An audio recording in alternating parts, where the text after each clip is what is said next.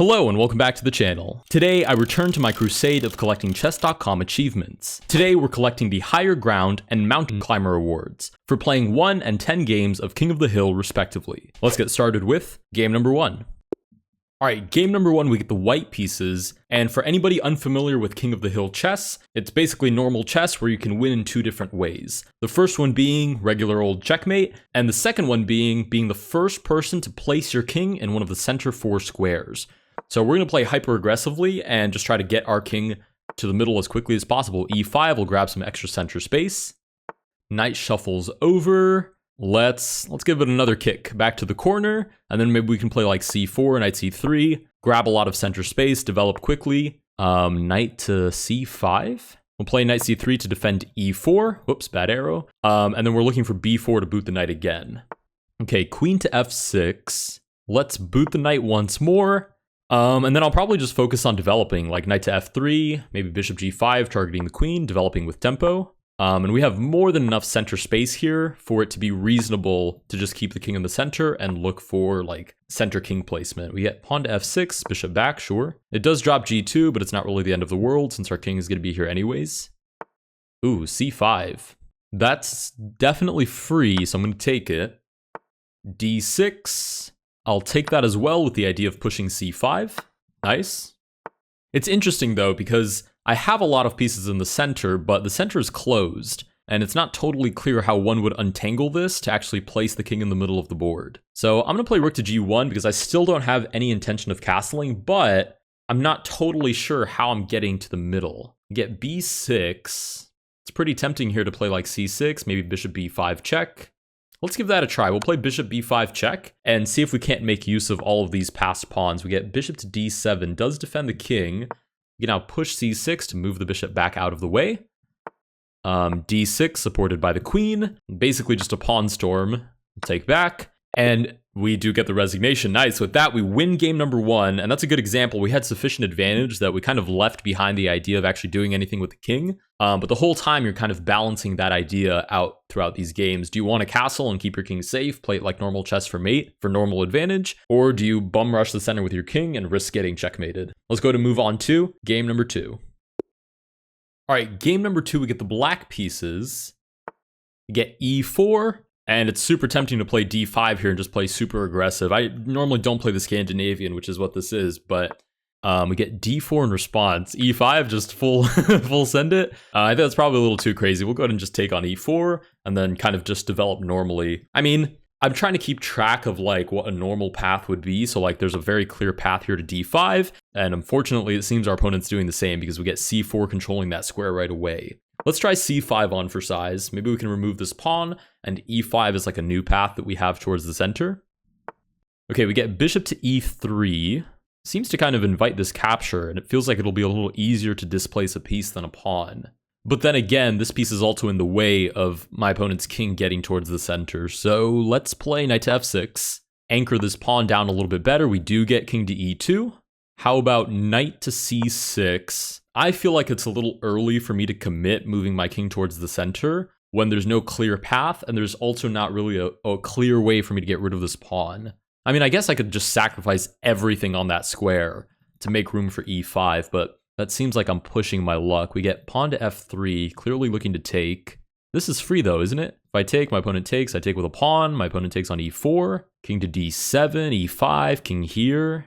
It's not the prettiest thing I've ever seen, but we'll give it a try. Knight takes on d4. Okay, bishop takes. We'll go to with the pawn. Yeah, we'll take back with the pawn. Okay, and then pawn takes. The interesting thing is I actually don't want to take this. I don't think I do, because then like king to d3, knight goes back, and now it feels like I've just kind of cleared the way. And then I have to hold on to this knight and the square. Then I have to hold on to this knight and the square when really I could have just left the pawn there in the first place. Let's do this. Let's play e5 and just close the whole center. I mean, he's more at risk of getting punished for moving the king forward when really I haven't moved my king at all. Okay, knight to f3. We're going to go ahead and pin my opponent's knight right away. Okay, and my opponent right away is going to try to break that pin, so I'll just trade it off. And then pawn takes back, probably looking for a pawn break. Let's play queen to b6 and see if I can take advantage of this weakness and the fact that the king is in the center. Okay, we get b3. Let's go rook to d8 with the idea of pushing d3 with check. Because if I can find a way to punish the king for being in the center before the center actually opens up, then I think I'm in a good spot. I think I can justify not having moved my king at all. Let's play this check, right? If my opponent sacks the queen, by all means I will accept it, and then queen d4, queen planted in the center, there's no way for the king to come through. But we get king to f3 instead. Let's, if I take, my opponent takes back, check, e5, queen d4, check. I don't see how the king actually breaks through in that situation. It seems pretty, that seems like a pretty hard sell. I am down to 39 seconds, which is not great. We'll go ahead and play these checks. But I am pretty confident in my position. I mean, there's nobody here to support the king's journey. It's just the king and this pawn that will surely be lost in a couple of moves. We do get bishop to e5. We can centralize the queen now with check. Drops the pawn on the next turn. Nice. d3 is more than well defended. And if anything, I'm probably playing for mate now, but I am down to 36 seconds. It's 3-0. I don't get any time back. I can't just take that. Knight defends e4, so we're totally fine there. But I do need to pick up the pace significantly. Okay, king goes back. Let's just move the rook back to d7, king e7, double the rooks, walk the king towards the middle. And we have better control over the center than our opponent does. Okay, that just seems free. So I'm going to take it. Nice, we'll play king to e7. I mean, the center is so wide open now that it's in our favor to start walking towards it. And e5 is really the only available option. That pawn is going to be hard to get rid of. Okay, we get knight to f3. Let's double the rooks. I'm totally fine with sacrificing a rook if it means I can clear up e5. I don't think there are any ideas that I'm missing here. Ooh, let's play check. Down to 16 seconds, which is quite horrendous. Uh-oh, my opponent has check. Ooh, let's play here, I guess. 10 seconds left. Sack, come on. Nice, and we do win game number 2. That was a lot closer than I thought it was going to be, but we win game number 2. Let's go ahead and move on to game number 3. All right, game number 3, we get the black pieces again. Ooh, let's do it. Let's just go straight for d5. It's interesting because what we learned, king to e2 is super aggressive. But what I was going to say was what we learned in the last game is it doesn't really matter how much material you're up or anything like that. If the center is open and there's a line of sight for the king to just drive straight through, your opponent still has a very good chance of winning. I think really my opponent last game just blundered with rook to e5.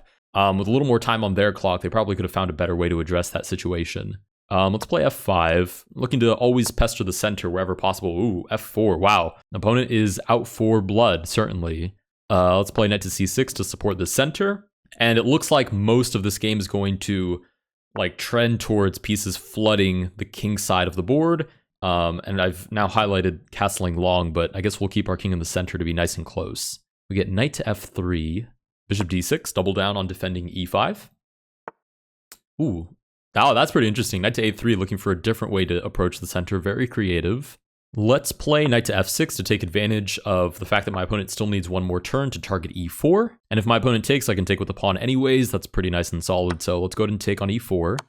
Nice, we take back. Center is still rock solid. I think what my opponent meant to do was take on e5, but they took on d6, which I kind of manifested. We get that capture. Let's go ahead and take on e4. If king to e3, there's just bishop to e4, should be totally fine. We get rook to h2. Let's play, if I play this check and we get king d3, that's super good because then I have check and the king is in a really bad spot. But if I play check, knight to king to f2, then I really haven't done anything. Let's do this, king to e7. I should probably start making my own progress. I mean, I have winning ideas right here on d5. Ooh, sacrifice. By all means sacrifice. Okay, king to e3 threatens to win in one turn. Bishop to f5 should... Oh, I see the idea. Bishop to f5, queen takes. I can't take back because king takes wins the game. Wow, that's really creative. Okay, ooh. Let's play. I don't want to get too far down on time. Let's play with the idea of queen to b6. Neutralizes the queen in the center, and then we haven't really forfeited any central squares. Okay, g4 is not what I expected. So let's keep pushing. I mean, I have king d5, which is what I'm going to play for. If we get bishop c4 check, maybe d5, takes. Actually, maybe even just takes with the knight. It's a little bit weird, but we're down to half the time our opponent has, so not too much time. Oh, sweet. But we do get the victory right away, and with that, we win game number 3. Now, I do have a couple of games under my belt already from previous times that I've played, and we get offered a rematch, so I will accept it. We get the white pieces. So I'm not sure how many games I actually have to play to reach 10, but it shouldn't be too many more. I'll actually check right after we play this next game. We get d5. Opponent playing a little bit more concretely this time, which is cool. Knight to f6, we'll play bishop f4. e6, okay, this is almost symmetrical. Bishop d6. Is it in my favor to play knight to e5 right now and try to fight for the center? I would say so. I mean, I don't see any downside. In a normal game of chess, I wouldn't play this, but since everything about this game is fighting for the center as hard as you can, let's do it. Let's play knight to e5 and fight for it from the get-go. Okay, knight to c6. It's not enough pressure to remove the knight, so... Actually, let's play bishop to b5. That looks even more interesting.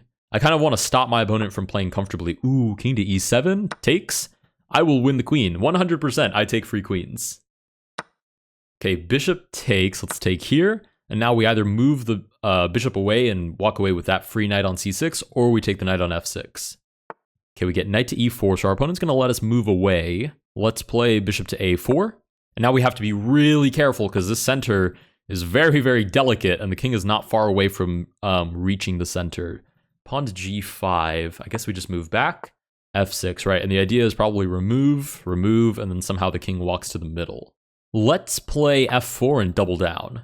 Super sketchy for our king because it opens up all sorts of weaknesses on the king side, but it's worth it for just holding on to the center for a little bit longer.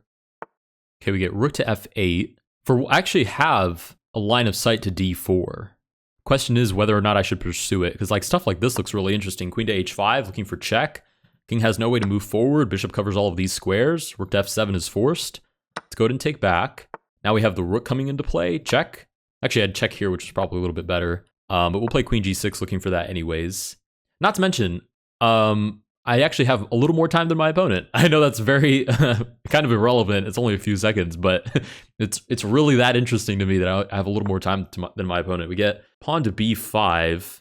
Let's take with check. King d7 is forced. Otherwise, we had rook to h8. Let's take on d8. We've now separated the king as far as possible back to the first rank. And we are now going to hunt down d4. King to b6 looks for king c5, which does defend d4. But I'd be willing to sack anything to get that king out of there. Okay, we get pawn to c5 instead. Let's do this, c4. Can't take twice because king to e4 wins the game. King to a5. Let's take this pawn, again, looking for king to e4. And with that, we win our fourth game. That was pretty good. Pretty straightforward victory. Let's go ahead and check and see if we actually have the achievement. All right, spoke too soon. It turns out that we only have the higher ground achievement, which obviously we have because we've played at least one game of King of the Hill. But we still have, I don't know how many matches left until we get Mountain Climber. Okay, we get the white pieces. d4, let's go for it. Come on, we got to get that award, that achievement, that Medal of Honor. Ooh, e5 is super aggressive. I kind of like the closed center variation. I feel like it shuts down very aggressive opponents really early on, and it makes them a little bit too desperate to fight for the center.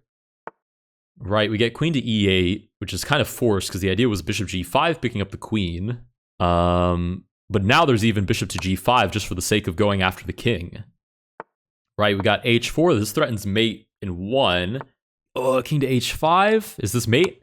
Oh, that was an incredible checkmate. Nice. Checkmate by discovered attack. Knight covers the square. Queen gives check on the diagonal. No way to stop both of those ideas at once. We did get offered a rematch. I mean, I'll take it. I need to farm some games. This is now game number 5. We get pawn to d4. Let's play symmetrically.